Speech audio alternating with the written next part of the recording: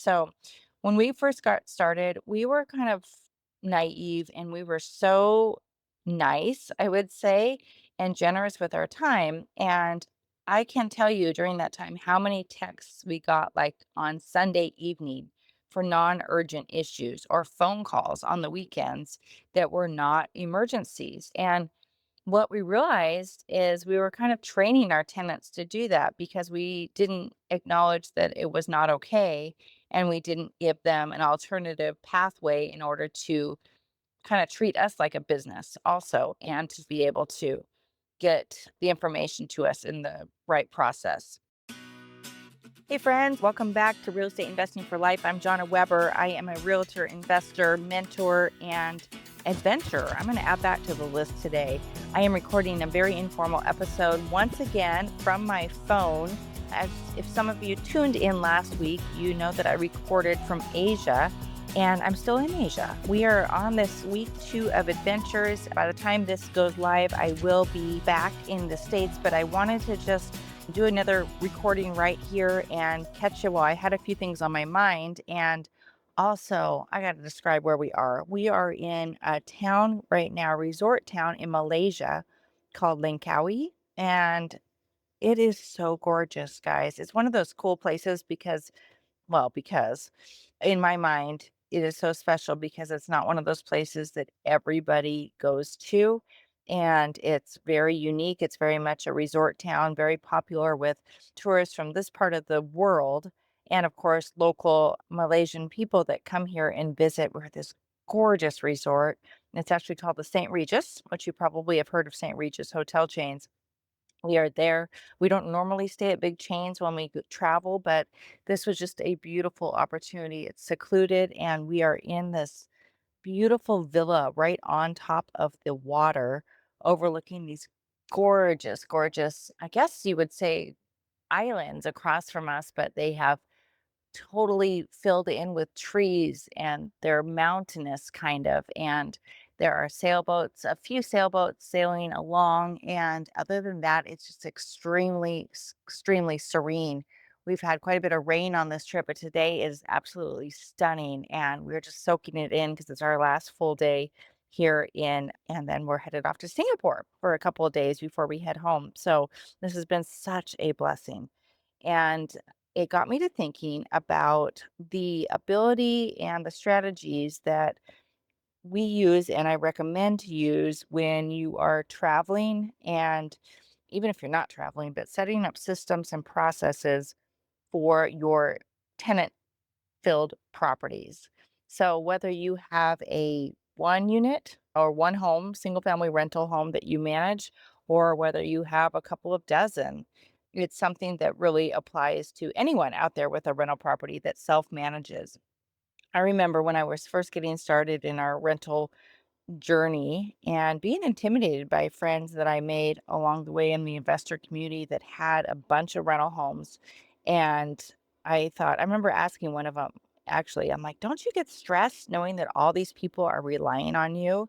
And he's like, well, you just kind of get used to it. And I now, after we've been self managing for really, gosh, one of our properties over 20 years, how's that for a long time? I find it to be true that you just kind of get used to it and you build up your muscle for tolerance and risk that you might feel when you have rental properties. And it really comes down to making sure that you've got quality properties and quality tenants. That's a hugest part of the battle. But I have 4 quick tips with a fifth bonus tip that I'm going to share with you on things that we do that make it extremely manageable to be able to also have busy careers as we've had for the last many years, and then also how to travel when you're self-managing and being able to make it extremely, I don't want to say stress-free. It's not always 100% stress-free, but it's definitely very manageable. This trip has been actually amazing with very little that it has come up. So it's been a blessing. We've had things come up on trips, and these are some of the processes that we've put in place that helps them be as less stressful as possible. The first one is, of course, to make sure that you've got things outlined in your lease related to who's responsible for what.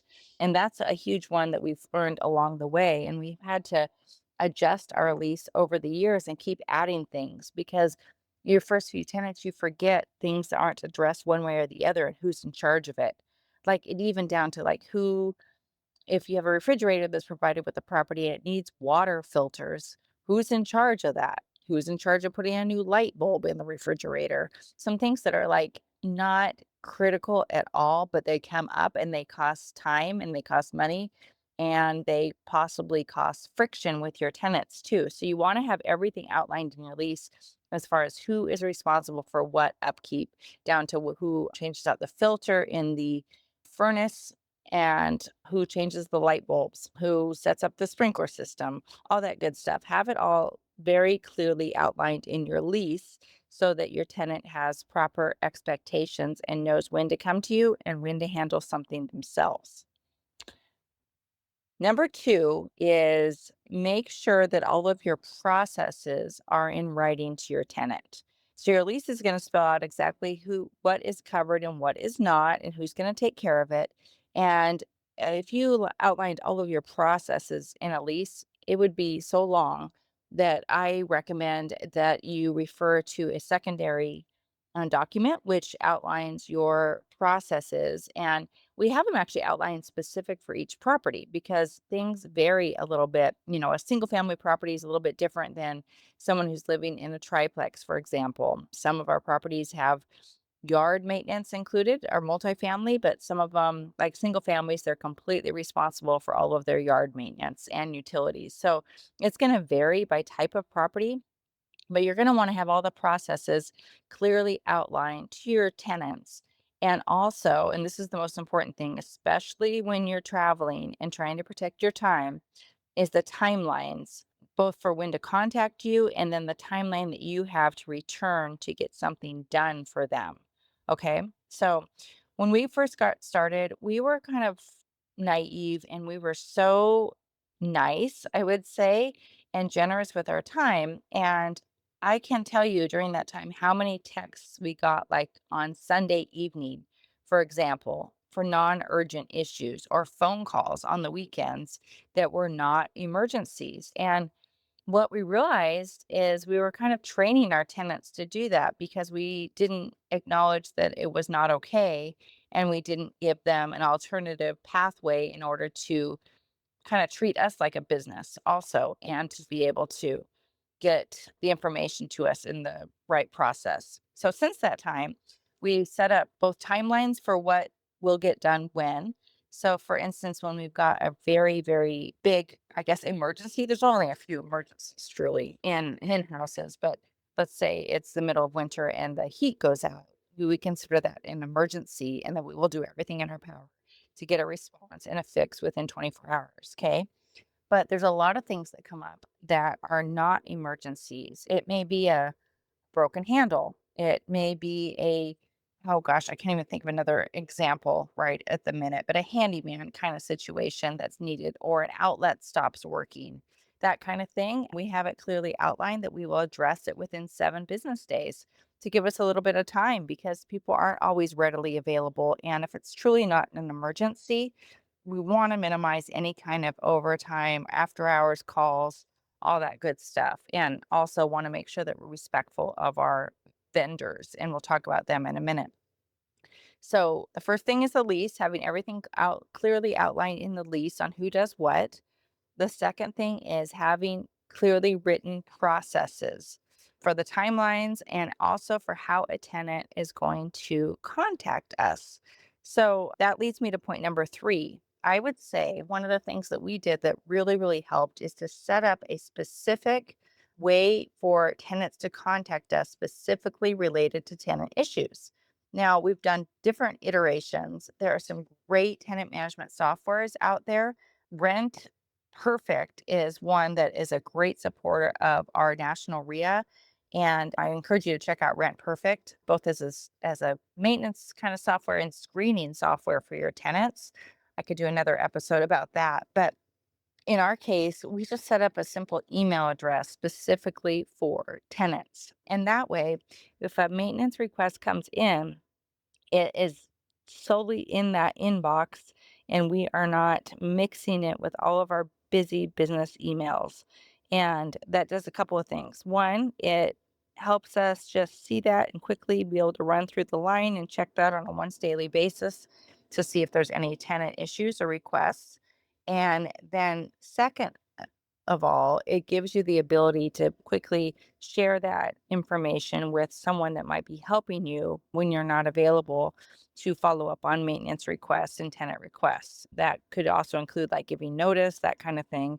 And so you're not giving access to your main email address to, for example, a virtual assistant that might be helping you at all with your property. So a separate way for people to contact you that's specific for the tenants has been so helpful for us.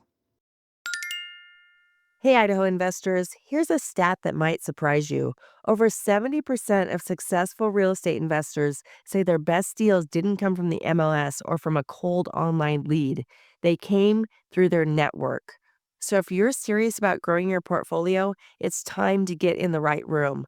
Join Idaho REIN, the Idaho Real Estate Investor Network, an affiliate of the National RIA. We're here to inspire, connect, and equip you to build real wealth through real estate. Success doesn't happen in isolation. Get in the room where it's happening.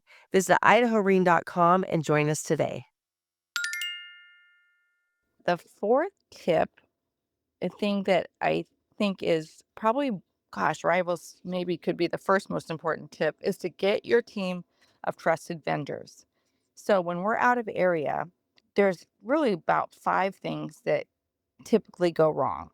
And I'm going to list these in order of importance or like things that had come up the most often. The very first one, and one and two might be kind of tied. The very first one is your heating and air conditioning professionals, or a lot of people will refer to them as HVAC technicians. Super important to have a trusted relationship and ideally two relationships with great companies that can help you when you're in a pinch. I remember more than one occasion where either AC went out on a 4th of July or heat went out on a Christmas Eve. Not fun, and that's where stress levels can come up just a little bit. And so I would really encourage you to have a couple of key players in your pocket that, especially your number one person that you give quite a bit of business to once you get into multiple properties, and you probably take care of your personal residents with them too. They're going to be much more loyal to you than someone you just call out of the, find on a Google search. If you don't have those kind of teams and those trusted professionals yet, that's where an organization like what we have here in Idaho, Idaho REIN, comes into play, and being able to tap into trusted resources like that. So, number one, you're going to want to have your HVAC professional on speed dial on your phone and be ready to contact them, and know that you need to respect them as a profession too. And if it is a Christmas Eve, I would never try to fight like a after hours charge. Now, if they have such a great relationship with me that they waive it on a one-time basis, I am so grateful. But I also believe in being good and fair to our vendors and not trying to over negotiate on them. We want them so happy and wanting to work with us over and over and over again. That goes such a long way. So after HVAC, I would say the next most important person to have on speed dial, or company to have on speed dial, is plumbing, is your good old plumber. And that's going to be where, if you do have that unlikely occasion about a non-working toilet, or you do have active leak, that can be an emergency and you want to get someone over there as soon as possible. So you want to have your plumbing professionals. You also, by the way, want to know where your water shut off is. In fact, I just got me thinking I need to add this to my process, but I think when you're writing about the property and the process to the tenants, to proactively tell them where the water shutoff is would be a great idea. So I just came up with something that I need to add to my process, but that does come up. Where's the water shut off if you can't get a hold of a plumber right away? Very important. And then So you've got your plumber to take care of those things. Always call a plumber or someone to address an immediate issue versus like a remediation company, because sometimes that comes after, whether it's for mold or, water damage. But the first thing in line of defense is to stop an active leak right away. And in my opinion, if you call a plumber first, they can really assess the issue and let you know whether that next step is necessary or not. And you're probably going to save quite a bit of money by just going directly to a plumbing company first. The third trusted vendor that I would have on speed dial is an electrician. Now, this doesn't come up nearly as often as HVAC or plumbing, but it does happen.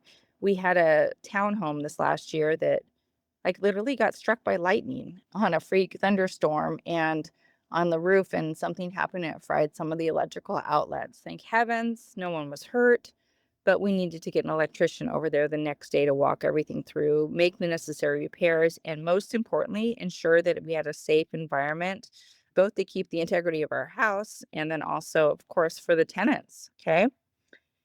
And number four, fourth trusted vendor have on speed dial is an appliance repair person.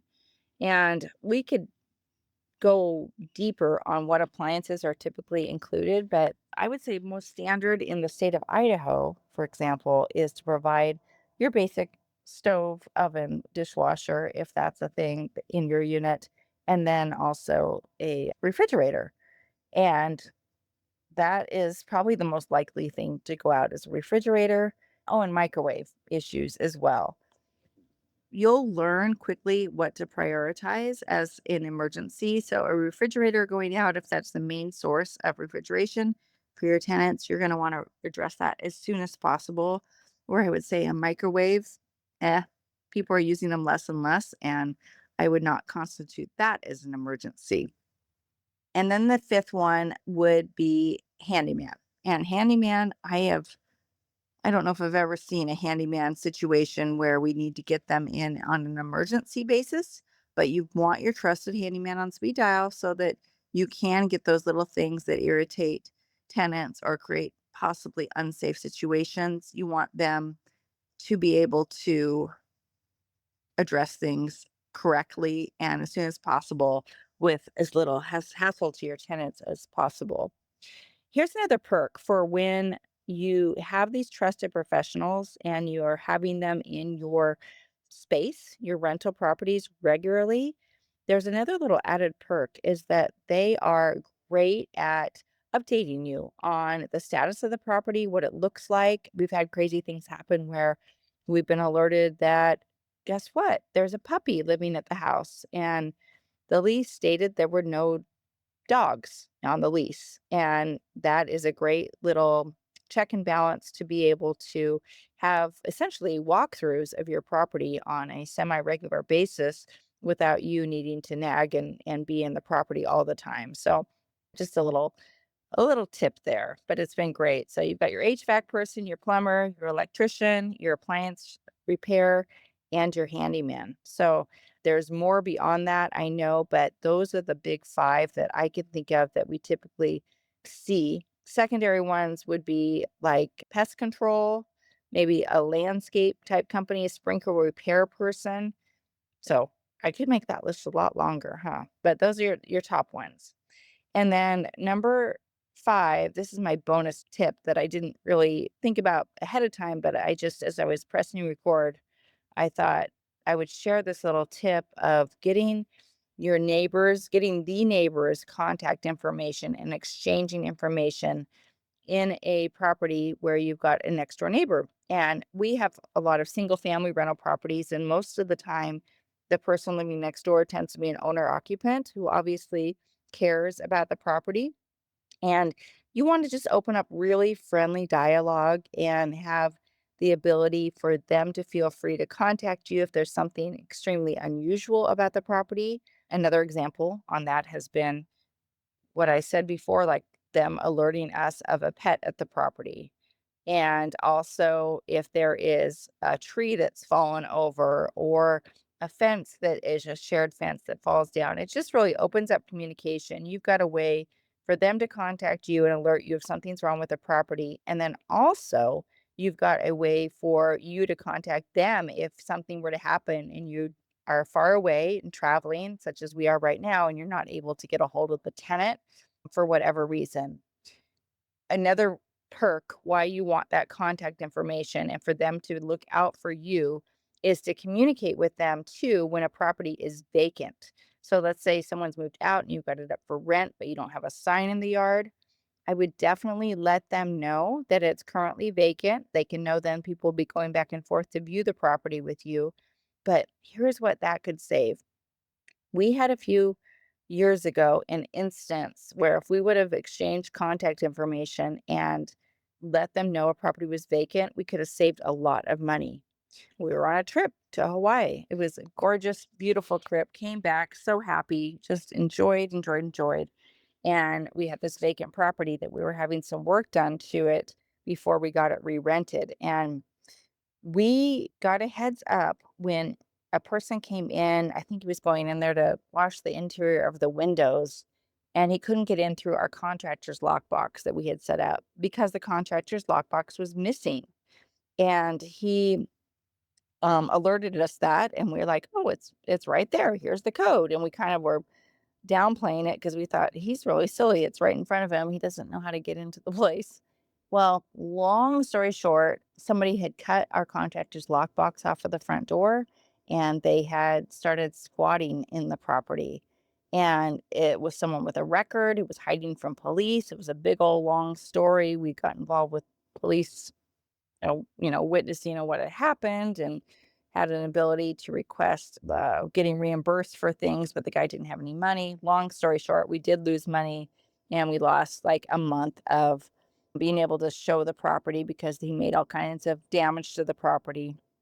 So the neighbors never were aware that it was vacant and to be on the lookout for anything. And that was a lesson learned. So definitely create that nice relationship with a neighbor, get their contact information, open up that line of communication. So as I sit here in the sun looking out over this incredible sea right now in Langkawi, Malaysia, I am reflecting on how these little tips have helped us set the stage to have stress-free time away while managing rental properties. It can be done, guys, and it can be done whether you have one property or whether you have 20 properties, but you just need to put those steps in place. We are so far from perfect, but with every vacancy and every tenant along the way, we've learned something. So, if there's something specific that you would like to learn about self-managing your properties, I'm an open book, so please reach out. Let me know, send me a comment, and we will address it in a future podcast. And thanks for listening along with me while I'm chirping from my phone, overlooking this beautiful sea with an infinity pool, by the way, looking over. And if you want a reasonable and gorgeous destination that not everybody goes to, I would recommend this place in Malaysia. It's pretty special. It's a long way from Idaho, so I'll be ready to get back. But thanks for listening around this topic with me, and go and grow. Have an amazing day, and we'll talk soon.